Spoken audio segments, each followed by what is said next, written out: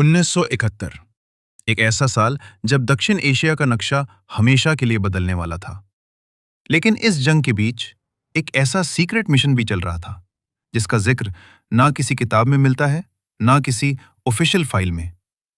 अगर वो mission fail हो जाता तो शायद आज भारत की जीत की कहानी कुछ और होती। ये कहानी है उस खामोश ऑपरेशन की जिसे आज भी अंधेरे में छुपा कर रखा गया है। जब 1971 इंडिया पाकिस्तान वॉर अपने चरम पर थी, तब सिर्फ बैटलफील्ड पर ही लड़ाई नहीं हो रही थी। एक और जंग चल रही थी, साए के अंदर, इंटेलिजेंस एजेंसियों के बीच।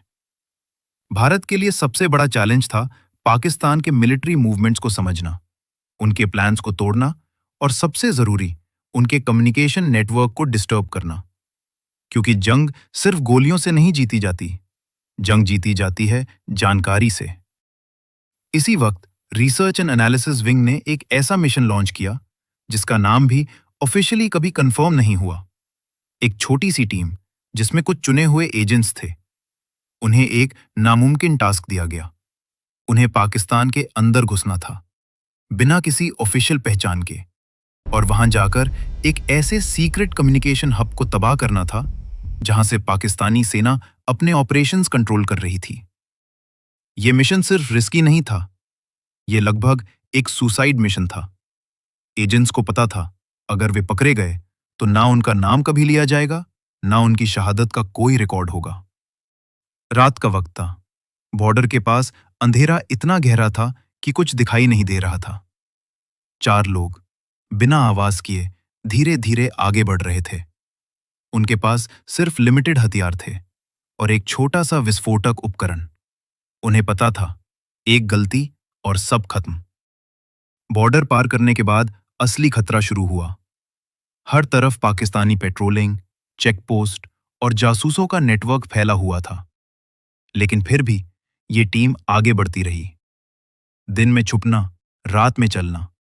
कई बार उन्हें घंटों तक बिना हिले एक ही जगह पर रहना पड़ा, सिर्फ इसलिए ताकि किसी की नजर उन पर ना पड़े।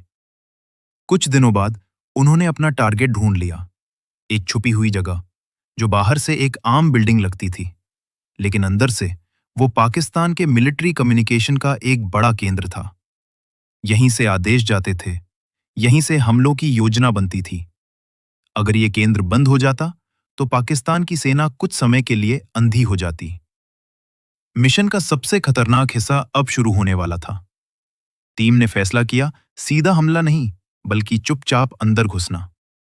रात के 2 बजे, जब सुरक्षा सबसे कम होती है, उन्होंने बिल्डिंग के पास पहुंचना शुरू किया।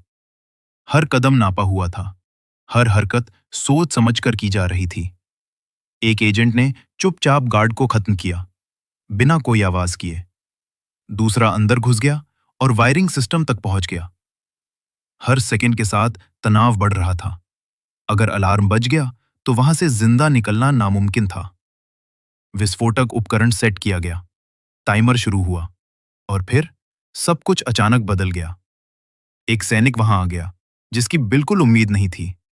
स्थिति हाथ से निकल सकती थी, लेकिन उसी पल टीम लीडर ने एक फैसला लिया।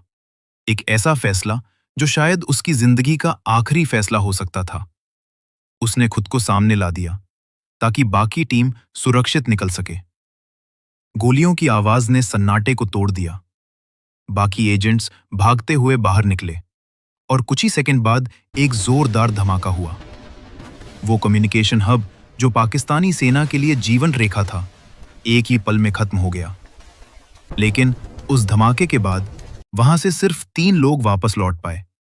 चौथा एजेंट वही रह गया। उसका नाम कभी आधिकारिक रूप से दर्ज नहीं हुआ। उसकी कहानी कभी किसी मेडल में नहीं लिखी गई। लेकिन उसके बलिदान ने भारत की जीत को एक नया मोड़ दिया। क्योंकि उस धमाके के बाद पाकिस्तान का कम्युनिकेशन सिस्टम कुछ समय के लिए पूरी तरह बाधित हो गया, और इसी भ्रम का फायदा उठाकर भारत ने अपनी रणनीति को और मजबूत बनाया।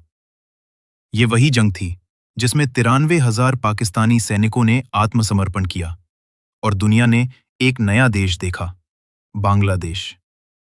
लेकिन इस जीत के पीछे सिर्फ मैदान जंग की कहानी नहीं थी, बल्कि उन लोगों की भी कहानी थी जो कभी सामने नहीं आए।